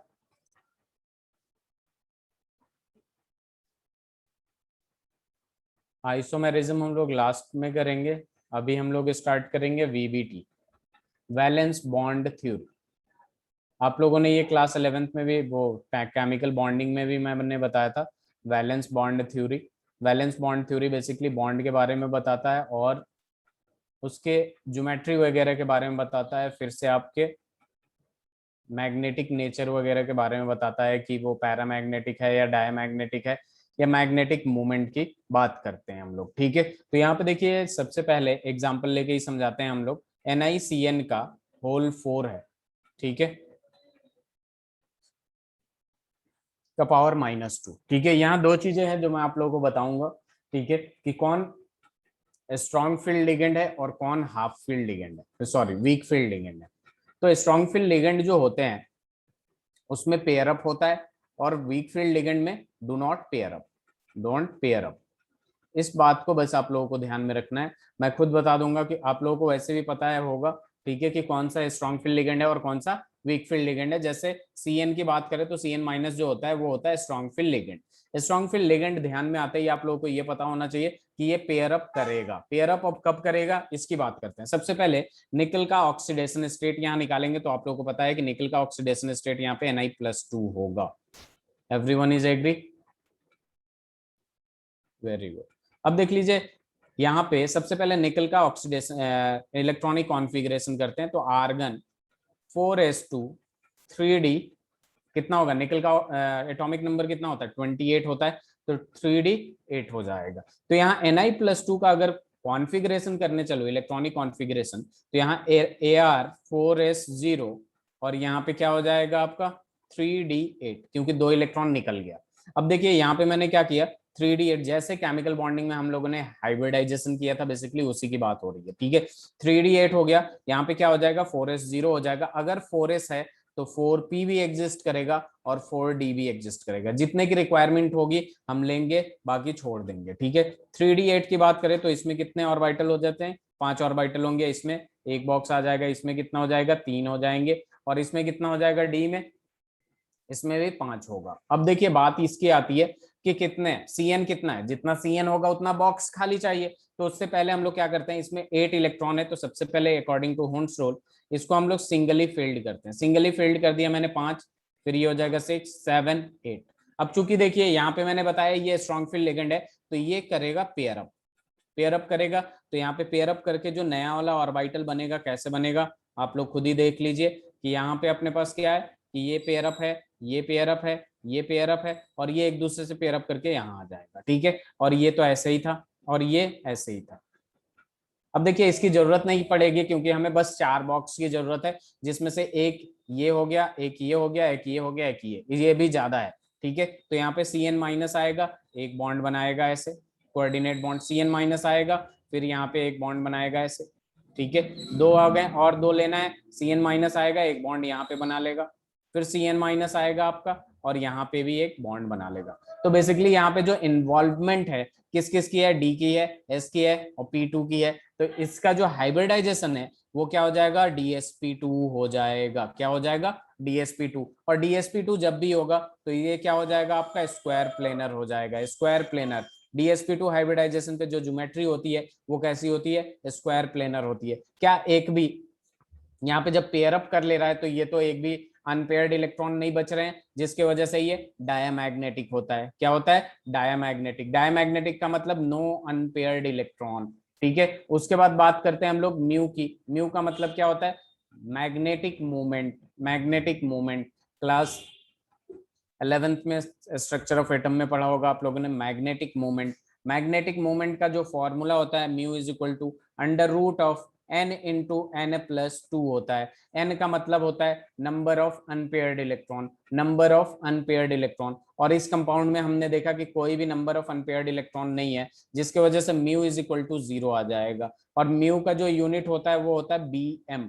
bm का मतलब क्या होता है बोर मैग्नेटन होता है। बोर मैग्नेटन होता है इसका यूनिट, बोर मैग्नेटन। ठीक है, तो अगर स्ट्रॉन्ग फील्ड लिगेंड होगा तो पेयर अप करेगा, स्ट्रॉन्ग फील्ड लिगेंड नहीं होगा, वीक फील्ड लिगेंड होगा तो पेयर अप नहीं करेगा। क्लियर है?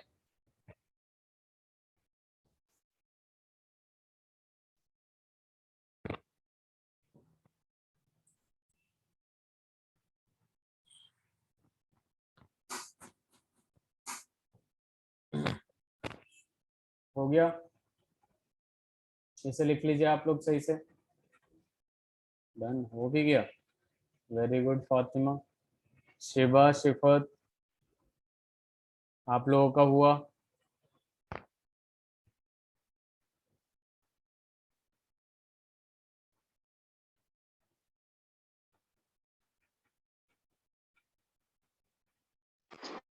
Very good. तो यहाँ पे देख लीजिए, CN मैंने बता दिया आप लोगों को, स्ट्रॉन्ग फील्ड लिगेंड होता है, इस वजह से पेयर अप करता है। अब बात आती है, जैसे मान लीजिए मैंने ले लिया NiCl4 का पावर -2, ठीक है। तो यहाँ पे ये जो चीज होती है आपकी, बेसिकली ये क्या होती है, वीक फील्ड लिगेंड होती है। वीक फील्ड लिगेंड में क्या होता है, पेयर अप नहीं होता है। वीक फील्ड लिगेंड में क्या होता है, पेयर अप नहीं होता है। तो यहाँ पे भी Ni जो होगा वो +2 में होगा। तो सबसे पहले कॉन्फ़िगरेशन करेंगे तो 4s0 3d8 आ जाएगा, ठीक है। आर्गन 4s0 3d8, ये Ni+2 में मैंने कर दिया। फिर से यहाँ पे ले लेंगे हम लोग 3d8, ठीक है। क्या ले लेंगे, 3d8, और यहाँ पे देखेंगे 1 2 3, और ये हो जाएगा आपके पास 4 5, और फिर यहाँ पे 4s होगा, यहाँ पे हो जाएगा 4p, और यहाँ होगा 4d, ठीक है। यहाँ पे देखिए अपने पास क्या हो जाएगा, एक बॉक्स हो जाएगा, यहाँ पे क्या हो जाएगा, 3 बॉक्स हो जाएगा, और यहाँ पे 5। तो यहाँ पे अपने पास जब देखा जाएगा तो यहाँ पे 3d8 में क्या हो जाएगा, 1 सिंगली फिल्ड करेंगे, 6 7 8। और चूंकि ये वीक फील्ड लिगेंड है तो पेयर अप नहीं करेगा, ठीक है। पेयर अप नहीं करेगा तो अपने को क्या है, कोऑर्डिनेट बॉन्ड होने के लिए पूरा का पूरा बॉक्स खाली चाहिए। तो ये अब यहाँ पे तो है नहीं, तो CN- यहाँ जाएगा, ठीक है। फिर आपके पास CN- जो होगा यहाँ जाएगा, और फिर CN- जो है यहाँ जाएगा, और फिर CN- जो है यहाँ जाएगा। तो यहाँ पे बेसिकली हाइब्रिडाइजेशन क्या बन रहा है, sp3। क्या बन रहा है, sp3 बनेगा। यानी यहाँ जो ज्योमेट्री होगा वो क्या होगा, टेट्राहेड्रल होगा। टेट्राहेड्रल के साथ यहाँ पे पैरामैग्नेटिक होगा, क्योंकि 2 अनपेयर्ड इलेक्ट्रॉन है, पैरामैग्नेटिक हो जाएगा। क्या हो जाएगा, पैरामैग्नेटिक हो जाएगा। म्यू की बात करें तो 2 अनपेयर्ड इलेक्ट्रॉन है, फॉर्मूला में रखेंगे 2 × 2 + 2, 2 + 2 4 हो जाएगा, 4 2 8 हो जाएगा, √8bm, या फिर सीधे सीधे लिख देंगे 2√2bm, बोर मैग्नेटन, ठीक है। क्लियर है, हाइब्रिडाइजेशन पता चल गया हमें, sp3 है। हाइब्रिडाइजेशन पता चल गया हमें, sp3 है। sp3 से हमें पता चल गया टेट्राहेड्रल है, पैरामैग्नेटिक है, म्यू भी निकल लिएगा। हो जाए तो बताइएगा, फातिमा, शिफत, शिबा। आप लोगों ने 12th अभी दिया था ना शिफत?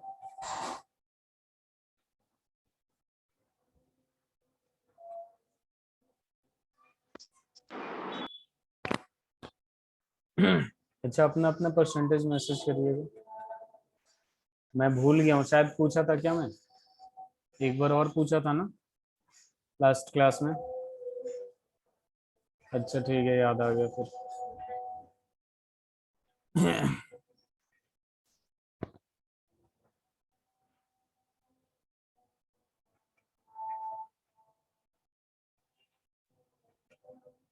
हो गया। अब देखिए यहाँ पे एक और चीज, ये जो सिंगली फील्ड है ये स्पिन अप है, तो ये जो वीक फील्ड लिगेंड होते हैं ना, ये हाई स्पिन के होते हैं। क्या होते हैं, हाई स्पिन के होते हैं।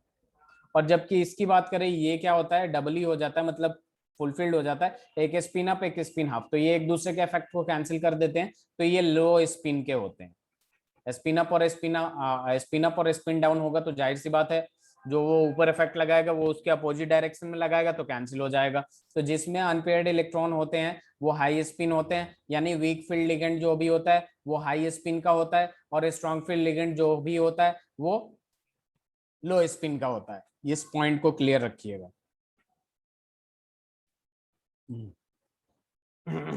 लिख लिया आप लोगों ने? यस सर, लिख लिया। Very good. तो यहाँ पे 2 क्वेश्चन दे रहा हूं मैं, आप लोग करिए 1 मिनट। CONH3 का होल 6+3, इसका hybridisation, magnetic nature, geometry, magnetic moment सब निकालना है। COF6 का और -3, इन दोनों का निकाल के दिखाइए प्लीज। मैं यही हूँ।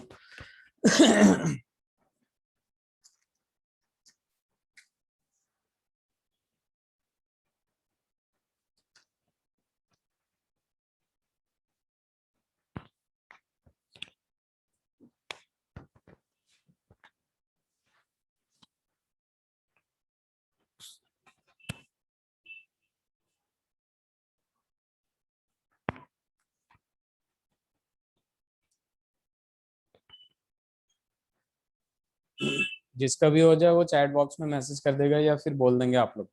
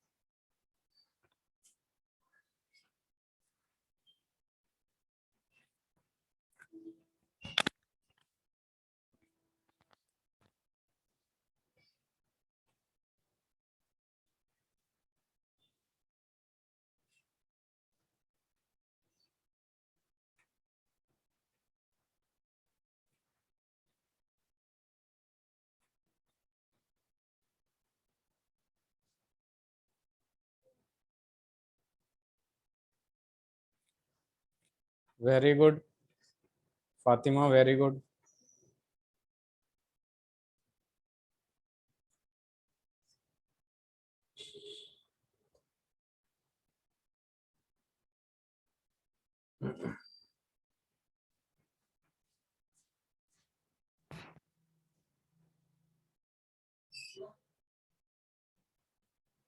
Magnetic moment,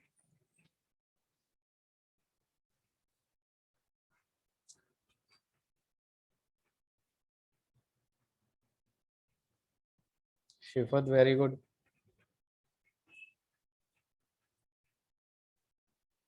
Fatima magnetic moment निकालिए।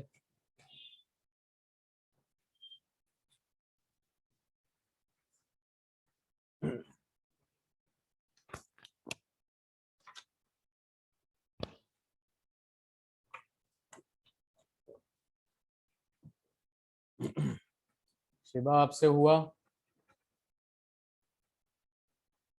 शिबा, रियाज।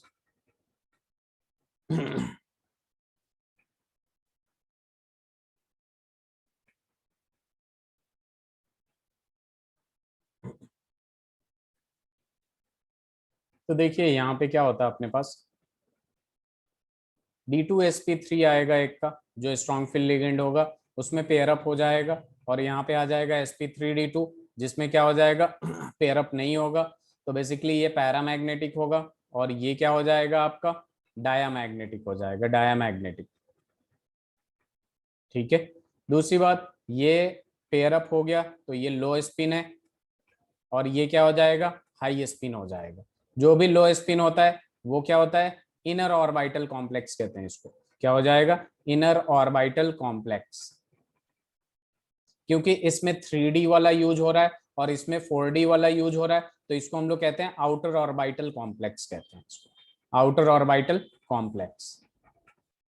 तीसरी बात कि यहाँ पे मैग्नेटिक मोमेंट जो आएगा, magnetic moment mu is equal to 0 आएगा, और यहाँ म्यू इज इक्वल टू कितना आ रहा है, 2√6 आ रहा है, 2√6 आ रहा है।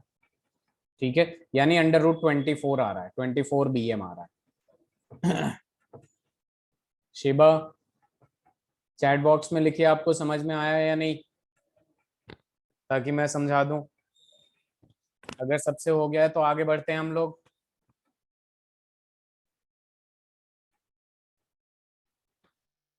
Yes, sir.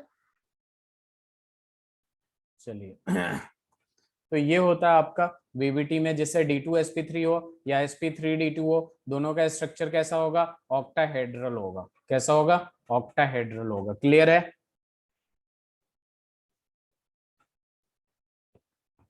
शिबा, हो गया, चलिए ठीक है। फिर आगे बढ़े हम लोग। तो इसमें यही सारी चीजें हमें पता होनी चाहिए। स्लाइड चेंज कर रहा हूं मैं। अब देखिए, यहाँ पे कोऑर्डिनेशन नंबर 4 होगा, तो टाइप ऑफ हाइब्रिडाइजेशन देख लेते हैं हम लोग, हाइब्रिडाइजेशन। और यहाँ पे ज्योमेट्री देख लेते हैं। अगर कोऑर्डिनेशन नंबर 4 होगा, टाइप ऑफ हाइब्रिडाइजेशन sp3 हो सकता है, ज्योमेट्री जो होगा आपका टेट्राहेड्रल होगा। टाइप ऑफ कोऑर्डिनेशन नंबर 4 है, तो टाइप ऑफ हाइब्रिडाइजेशन dsp2 भी हो सकता है, और यहाँ पे जो ज्योमेट्री आएगा वो स्क्वायर प्लेनर होगा। यहाँ पे अगर देखते हैं, अगर टाइप ऑफ हाइब्रिडाइजेशन 5 है तो sp3d हो सकता है, और इसका ज्योमेट्री ट्रायगोनल बाइपिरामिडल हो जाएगा।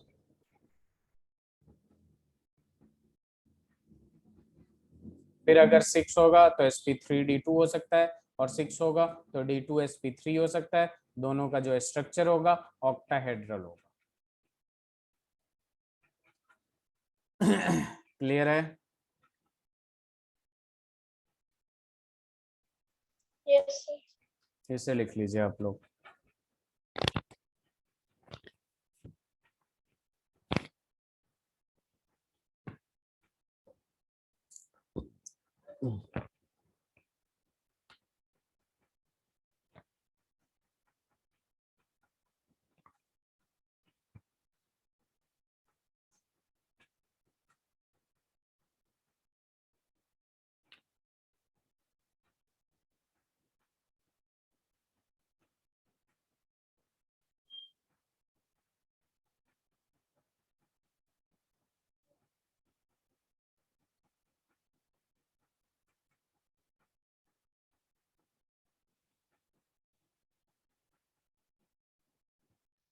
Done, sir. Okay, Done. अब देखिए यहाँ पे वीवीटी वीवीटी के बाद अपने पास आता है crystal field theory. Crystal field theory, crystal field theory में जो होता है आपके पास CFT होता है, क्रिस्टल फील्ड थ्योरी। देखिए क्रिस्टल फील्ड थ्योरी जो है वो बेसिकली आपका इलेक्ट्रोस्टैटिक, प्योर इलेक्ट्रोस्टैटिक मॉडल है। ठीक है, हम लोग लिख सकते हैं CFT जो होता है it is an electrostatic model, electrostatic model जो इलेक्ट्रोस्टैटिक स्ट्रक्चर डिफाइन करता है। ठीक है और ये एक approximately energy, equal energy distribute करता है, जिसकी वजह से ये इलेक्ट्रोस्टैटिक मॉडल होता है। जैसे मान लीजिए कि नेगेटिव चार्ज है आपके पास लेगेंड पे, ठीक है, और जो सेंट्रल मेटल एटम है पॉजिटिव है, तो इस वजह से इसको इलेक्ट्रोस्टैटिक मॉडल कहते हैं। ठीक है दूसरी बात, अगर किसी के पास कोई न्यूट्रल है तो उसके पास इलेक्ट्रॉन है, और इलेक्ट्रॉन भी क्या होता है आपके पास, नेगेटिवली चार्ज होता है, तो वहां भी इलेक्ट्रोस्टैटिक मॉडल होता है। ठीक है, देखिए सबसे पहले कि इन्होंने ऑक्टाहेड्रल कॉम्प्लेक्स और टेट्राहेड्रल कॉम्प्लेक्स को स्प्लिट करके एक डायग्राम दिया है, जो कि बहुत आसान होता है। दो पार्ट में डिवाइड किया इन्होंने, एक ट्रिपली और एक डबली। ठीक है, तो देखिए सबसे पहले इसमें इन्होंने क्या किया है, फ्री स्टेट में जितने भी डी ऑर्बिटल होते हैं वो डीजेनरेट होते हैं। डीजेनरेट का मतलब होता है कि वो आपके इक्वल एनर्जी के होते हैं। तो यहाँ पे लिख रहा हूं मैं, in free state, free state का मतलब क्या हो जाता है, isolated all the D orbitals. D orbital solve का मतलब क्या हो गया, dxy हो गया, dy z हो गया, dxz हो गया फिर dx square minus Y square हो गया, and dz square have same energy, same energy होता है, जिसको हम लोग क्या कहते हैं, डी जनरेट कहते हैं, D generate, D generate orbitals. देखिए इसको क्या करते हैं, डी ऑर्बिटल जो होता है कोऑर्डिनेट एक्सिस के अलोंग ओरिएंटेशन में, ये दो सेट में, दो ग्रुप में सेट किया गया। ठीक ठीक है, दो ग्रुप में डिवाइड किया गया। इससे पहले लिख लीजिए, फिर नेक्स्ट, या फिर यहीं लिख देता हूं मैं, on the basis of orientation, on the basis of orientation of D orbital with coordinate axis, with coordinate axis these are grouped in, these are divided in two set, दो सेट में divide किया गया है, ठीक है। एक को डबली कहते हैं और दूसरे को ट्रिपली कहते हैं। इसे लिख लीजिए, फिर आगे करते हैं।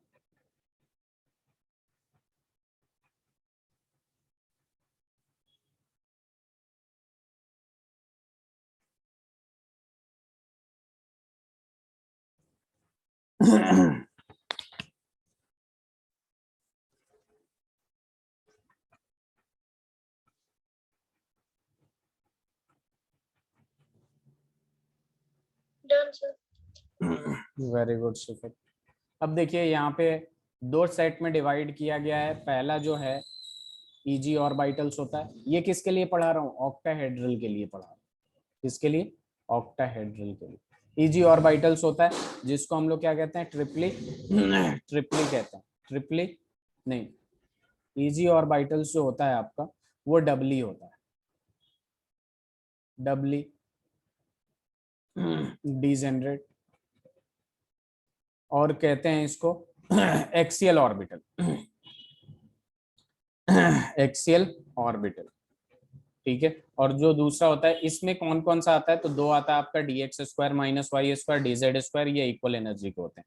बी वाला जो होता है आपके पास T2G ऑर्बिटल्स होते हैं, T2G ऑर्बिटल्स, जिसको ट्रिपली डिजेनरेट कहते हैं, ट्रिपली डिजेनरेट,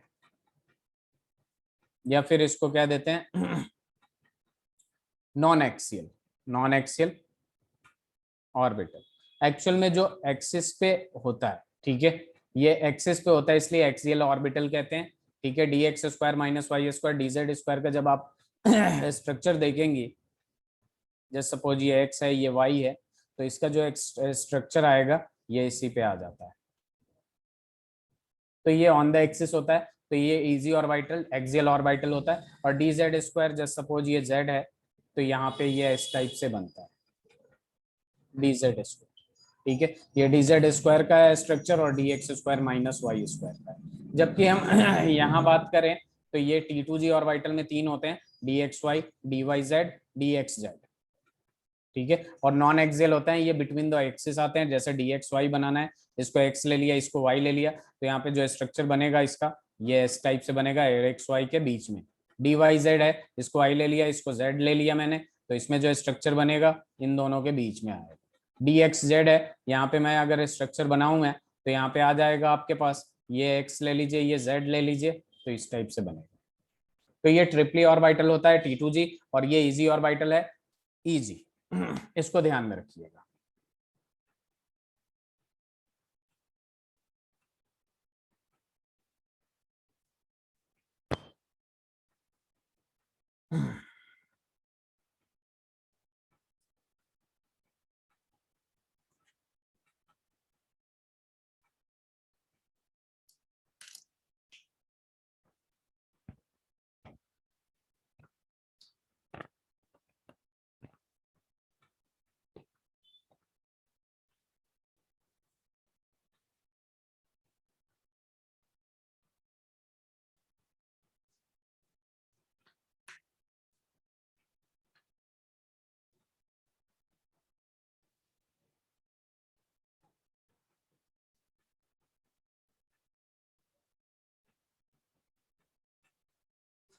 Done, sir. अब देखिए यहाँ पे होगा क्रिस्टल फील्ड स्प्लिटिंग। स्प्लिटिंग जो होता है ना आपका, जितना ज्यादा स्ट्रॉन्ग फील्ड होगा, स्ट्रॉन्ग फील्ड लिगेंड, उतना ज्यादा स्प्लिटिंग होगा, ठीक है। जिसके वजह से और जितना कम वीक फील्ड लिगेंड होगा, उतना ही कम स्प्लिटिंग होगा, ठीक है। तो यहाँ पे देखिएगा एक चीज, कि डी ऑर्बिटल की जब बात करते हैं,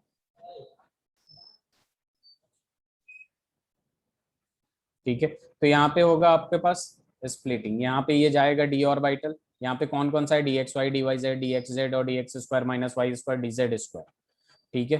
तो यहाँ पे ये स्प्लिट होता है। स्प्लिट ऐसे होता है, ये जो डबली होते हैं वो ऊपर होते हैं, ठीक है, ये हाइयर एनर्जी के होते हैं, ये ऊपर होते हैं, जिसमें होता है आपका dx square minus Y square dz square होता है। और जो ट्रिपली होते हैं आपका, वो नीचे होते हैं, dxy, dyz, dxz। क्लियर है? अब देखिए यहाँ पे ये वाला जो पॉइंट होता है, इसको बेरी सेंटर कहते हैं। क्या कहते हैं? Barycentre. इसके बीच के एनर्जी की बात करें तो ये वाला जो होता है आपका 4/5, नहीं 2/5, हाँ 2/5 डेल्टा नॉट होता है।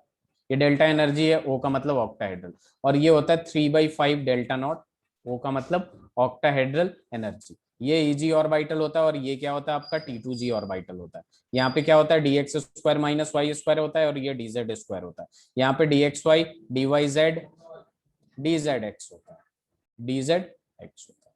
तो ऐसे स्प्लिट करता है आपका ऑक्टाहेड्रल कॉम्प्लेक्स में। ठीक है, क्लियर है? Yes, sir. और यहीं पे आता है आपका स्पेक्ट्रोकेमिकल सीरीज, जिससे पता चलता है कौन किससे ज्यादा स्ट्रॉन्ग लिगेंड है और कौन किससे कम स्ट्रॉन्ग लिगेंड है। तो इसकी जब बात करते हैं हम लोग, तो यहाँ पे आ जाता है आपके पास I-, Br-, SCN-।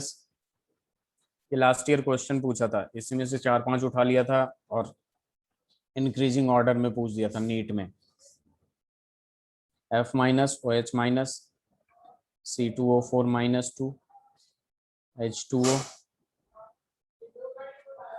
NSH-, EDTA 4-, GLY, NH3, PY, EN, CN-, CO।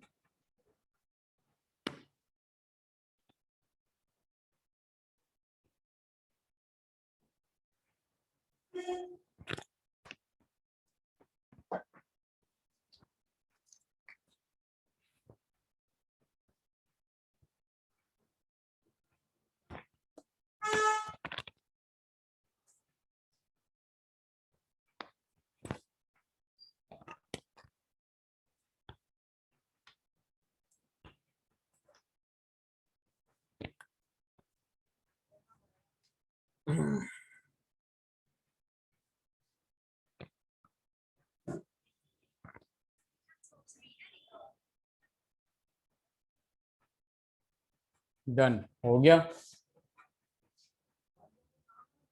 चलिए एक क्वेश्चन लिखते हैं हम लोग।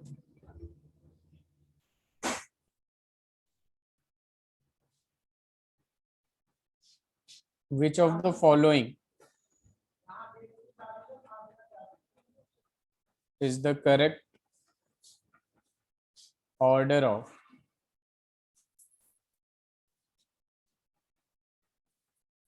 increasing, एक minute,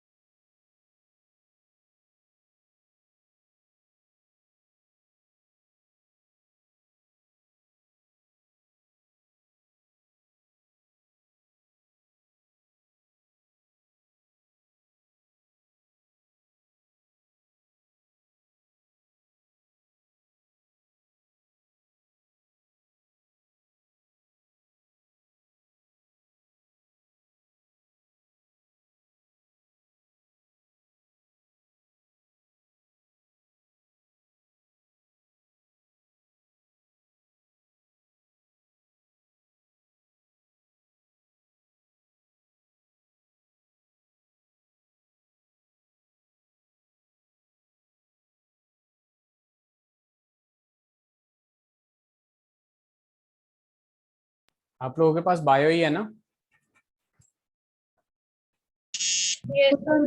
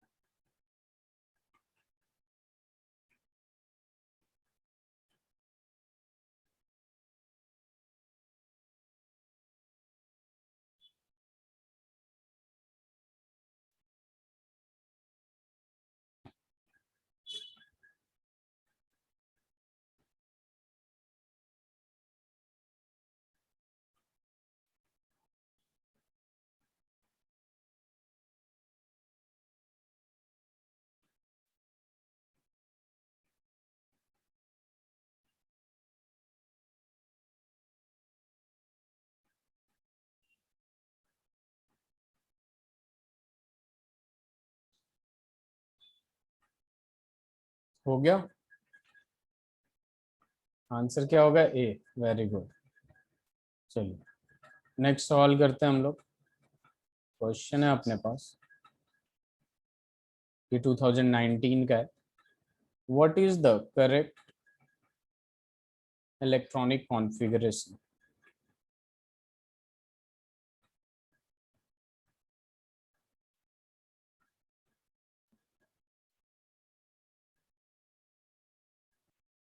Yes, the central atom in K4Fe CN whole 6 based on crystal field theory. Option है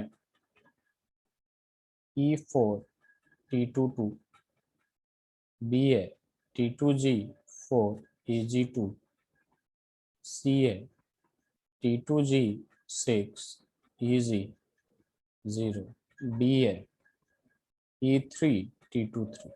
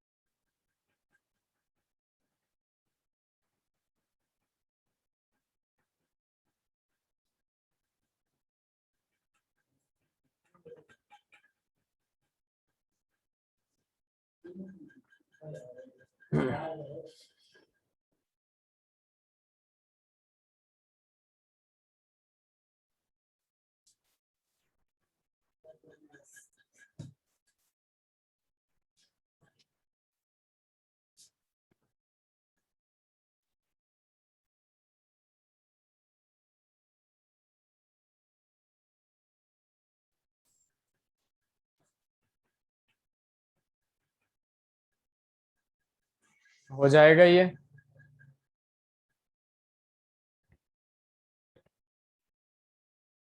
वेरी गुड।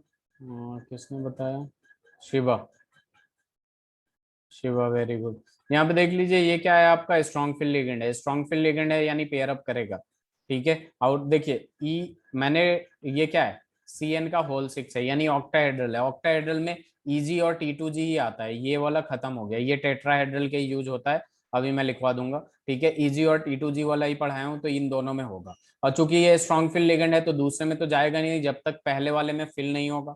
अब देखिए टेट्राहेड्रल में ये स्प्लिटिंग होता है, तो ईजी ऊपर होता है जिसमें 2 होता है, और T2G नीचे होता है जिसमें 3 होता है।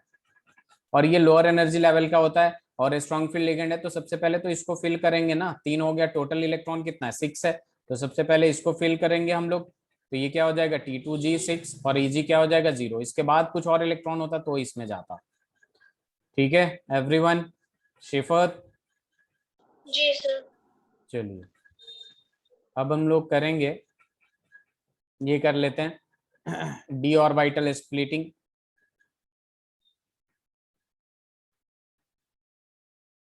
इन टेट्राहेड्रल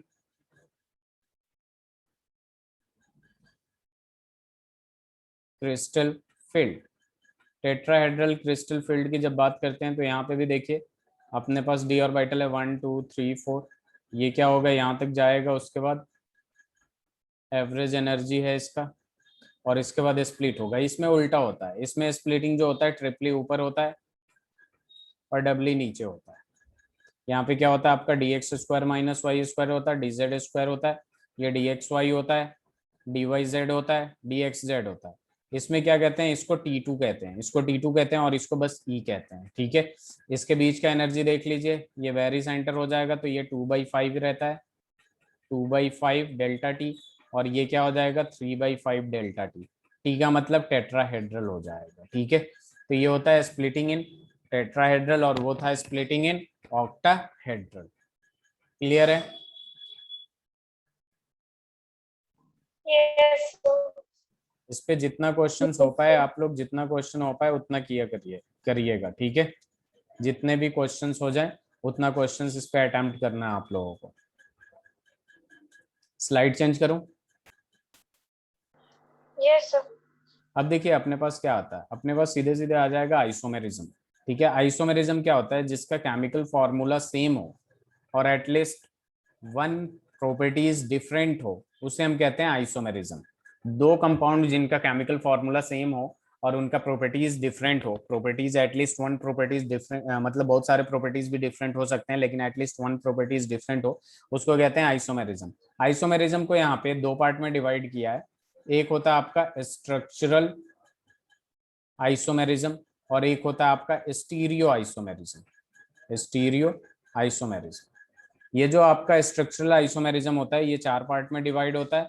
सबसे पहले सॉल्वेट आइसोमेरिज्म, फिर आ जाएगा आपके पास कोऑर्डिनेट आइसोमेरिज्म, फिर आ जाएगा आपके पास लिंकेज आइसोमेरिज्म, एंड देन आ जाएगा आपके पास आयोनाइजेशन आइसोमेरिज्म। क्या आ जाएगा, आयोनाइजेशन आइसोमेरिज्म। उसके बाद स्टीरियो आइसोमेरिज्म की बात करते हैं, तो ये स्टीरियो आइसोमेरिज्म में आता है आपका ज्योमेट्रिकल आइसोमेरिज्म, एंड देन आ जाएगा आपके पास ऑप्टिकल आइसोमेरिज्म। इसे लिख लीजिए। उसके बाद हम लोग करेंगे solvate, coordinate, linkage, ionisation.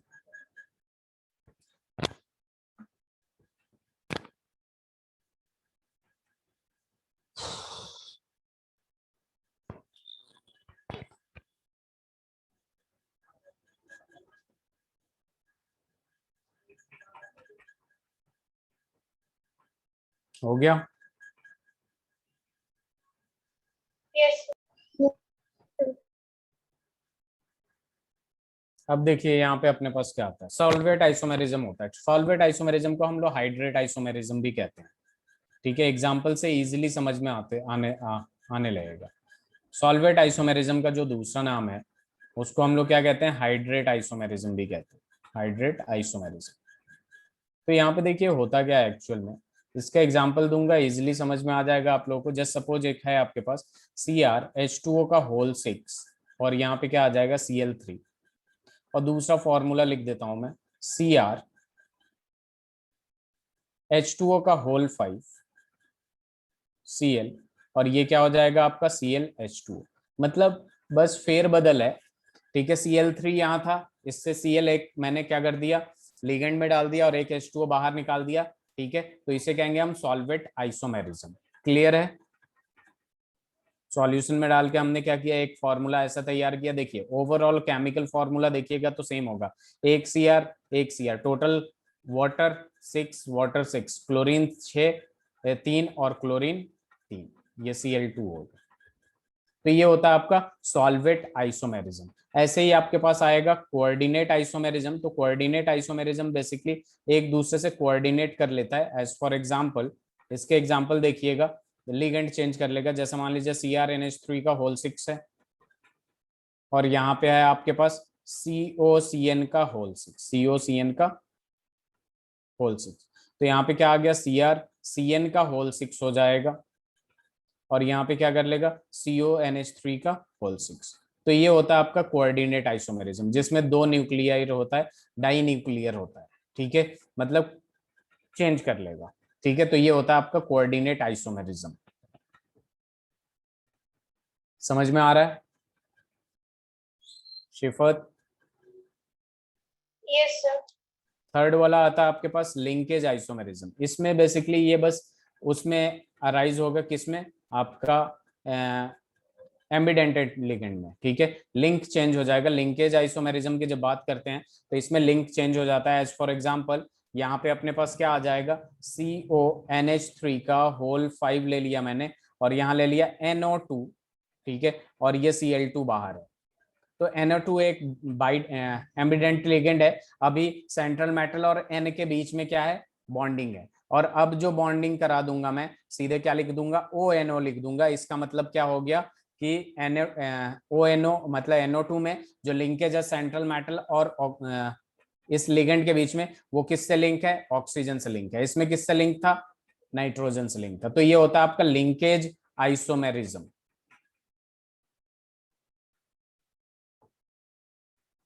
Okay, बहुत आसान है, हो जाए तो बताइएगा।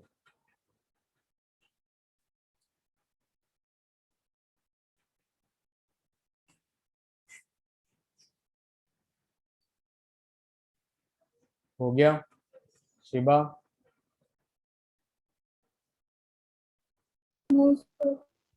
ओके करिए इसे। हो गया शिबा आपका भी?